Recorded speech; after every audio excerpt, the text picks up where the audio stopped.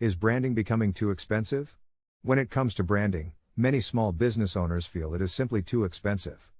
After all, even if you use free methods, you still end up either spending your own time on it, or paying an employee to spend time on it, so free isn't really free. On top of that, advertising costs are becoming higher and higher as more people try to market their businesses online, and as every Tom, Dick and Harry present themselves as digital marketing agencies and experts on Facebook ads or Google ads. Everybody wants to get onto the bandwagon, and the demand is driving advertising costs through the roof. But where does that leave you? Should you just give up on branding your small business, and simply focus on acquiring clients or customers as you go? 1. Maybe you should consider the cost of not branding your business. Granted, branding is a slow process. It takes time before you see any real return on your ad spend or physical efforts. But what happens if you don't do it? Building a brand builds trust, which means that people will eventually be more likely to do business with you in general. Without your brand, you will simply be just another person doing whatever you do. The real traction, and revenue, that comes from having a solid brand will elude you, unless you live in a town with 500 people and you are the only plumber. There is also another side to the proverbial coin. What happens when you want to sell the business someday? If you have a strong brand, it adds immense value to your business. A solid brand is, to the buyer, a sign of a well-established, trusted business which is guaranteed to generate revenue even without you at the helm. In fact, in many cases, people don't care about the businesses they buy, they want the brand. In some cases they just buy the brand itself, with no interest in the actual business you have built.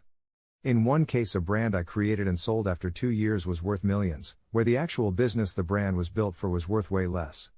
The company in reality bought the brand, and shut down the business. If you fail to do your branding, you will not only be selling your business for much less than you could, but you will also attract fewer potential buyers, which may allow them to drive your selling price even lower.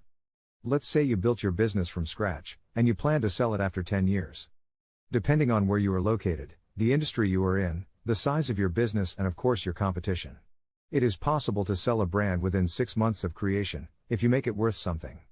You could lose millions, when you calculate the loss of income and the lower selling price, if you failed to brand your business. 2. Squeeze every drop of value out of every penny, or minute, spent on branding your business. For instance, A. Instead of advertising all over town, focus on where your customers or clients are most likely to reside. If, for instance, you budget second-hand cars, it makes no sense to advertise in the affluent parts of town.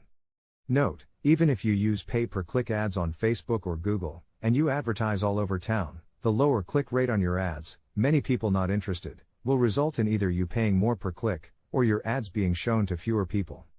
B. It may sound like a no-brainer, but add branding to everything you do. Use every tiny space that you possibly can to get your company name out there.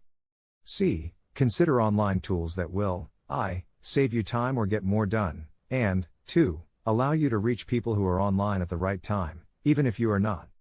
An example would be using a scheduling tool that allows you to post to social media at the best possible time for each platform, even if you are not online at that time. Tools that come to mind include Later and Buffer, both of which are cheap, but allow you to get your message out to people when most of them are active online. D. Depending on your industry, try to find a way to incentivize your customers or clients, and/or make it easy for them to tell others. This could range from simply adding social sharing buttons on your website, to using professional viral marketing tools, which allow you to offer rewards to those who help you spread the word. You could, for instance, offer people X amount off their next purchase for telling others. The most powerful viral tool is UpViral, which allows you to set multiple rewards levels, and allows you to capture the email addresses of those who visit the offer page. It doesn't work for every industry, decide for yourself if it can work for yours, but when used properly, it can send a constant stream of new prospects to your business. E. Consider creating content that will be useful for a long time to come, and which will only cost you once, but continue to spread your name over and over again. A simple example would be a short ebook which you can give away on your website. Every time that someone downloads it, one more person will see your brand and what you do.